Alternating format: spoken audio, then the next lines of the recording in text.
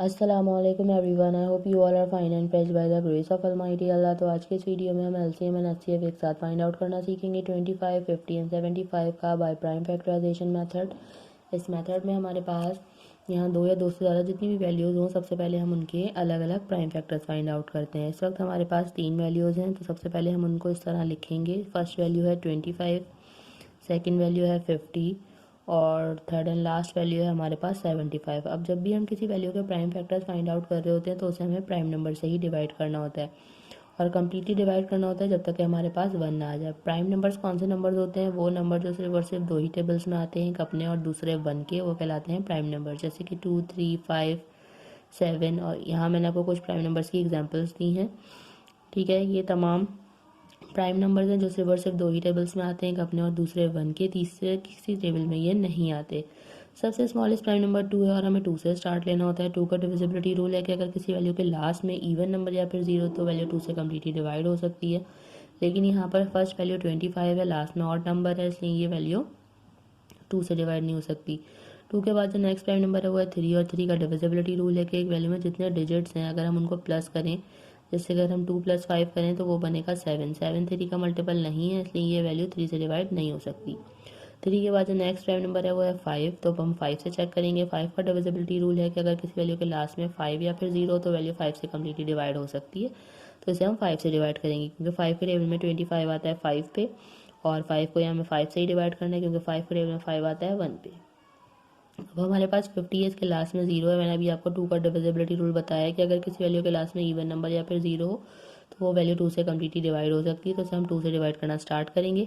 2 के टेबल में लेकिन 5 नहीं आता, तो छोटा नंबर 4 आता है 2 पे। जो 1 हमारे पास रिमाइंडर है वो चला गया 0 के पास और ये बन गया 10। 2 के टेबल में 10 बिल्कुल आता है 5 पे। ये बन चुका है 25, यानी कि अब हमें इसे 5 से ही डिवाइड करना है। 5 के टेबल में 25 आता है 5 पे और 5 के टेबल में 5 आता है 1 पे। लास्ट में हमारे पास 75 है। 75 2 से डिवाइड नहीं हो सकता। 2 के बाद जो नेक्स्ट प्राइम नंबर है वो है 3, तो अगर हम इन दोनों को प्लस करें 7 + 5 वो बनेगा 12। 12 3 का मल्टीपल है, यानी कि ये वैल्यू 3 से कम्प्लीटली डिवाइड हो सकती है, तो इसे 3 से डिवाइड करना स्टार्ट करेंगे। 3 के टेबल में लेकिन 7 नहीं आता, तो छोटा नंबर 6 आता है 2 पे। जो 1 हमारे पास रिमाइंडर है वो चला गया इस 5 के पास और ये बन गया 15।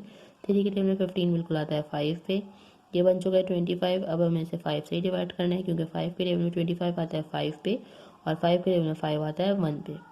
यहाँ पर हम इन तीनों के प्राइम फैक्टर्स फाइंड आउट कर चुके हैं। अब 1 बाय 1 हम इनके पहले प्राइम फैक्टर्स लिखेंगे। सबसे पहले 25 के प्राइम फैक्टर्स आए थे हमारे पास 5 × 5।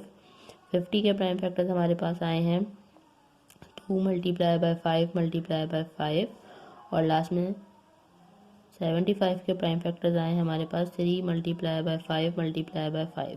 अब चाहिए हमें कॉमन फैक्टर्स, ऐसे फैक्टर्स चाहिए जो कि तीनों में मौजूद हो, जिनका हमें तीनों में पेयर बनता हुआ नज़र आ रहा हो। देखिए एक 5 का पेयर बन रहा है, ये पेयर बन के बाहर आ गया, इसे हमने यहाँ एक बार लिखा।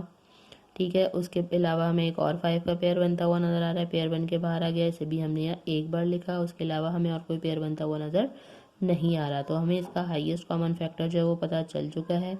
कॉमन फैक्टर्स को हम कर देंगे मल्टीप्लाई। 5 × 5 = 25 मीन्स हमारे पास यहाँ हाईएस्ट कॉमन फैक्टर आ चुका है तीनों वैल्यूज़ का, जो कि है 25। अब इसका हम एलसीएम किस तरह फाइंड आउट करेंगे? एलसीएम के लिए हमें क्या करना है, सबसे पहले हम लिखेंगे हाईएस्ट कॉमन फैक्टर जो कि हमारे पास आया 25 और लिख देंगे हम रिमेनिंग फैक्टर जिनका कोई पेयर नहीं बना था, जो कि है 2 और 3। इन सबको कर देंगे मल्टीप्लाई, तो हमें पता चल जाएगा लीस्ट कॉमन मल्टीपल। तो चलिए इनको मल्टीप्लाई करते हैं। 25 × 2 = 50 एंड 50 × 3 = 150। मैं आपको रफा में भी करके दिखा देती हूँ कि 50 को जब हम 3 से मल्टीप्लाई करेंगे 3 × 0 = 0 एंड 3 × 5 = 15। 150 देखिए आ चुका है हमारे पास। लीस्ट कॉमन मल्टीपल आ चुका है इन तीनों वैल्यूज़ का 150। देखा आपने कितनी जल्दी से बाय प्राइम फैक्टराइजेशन मेथड को फॉलो करते हुए हमने एचसीएफ और एलसीएम फाइंड आउट करना सीख लिया है। आई होप कि वीडियो आपको अच्छे से समझ आई है। अगर ये वीडियो आपको पसंद आई तो लाइक और शेयर ज़रूर करें और मेरे चैनल को भी सब्सक्राइब करें। इंशाल्लाह बहुत जल्द मिलती हूँ आपसे नेक्स्ट वीडियो में। अपना बहुत ख्याल रखिएगा। अल्लाह हाफिज़।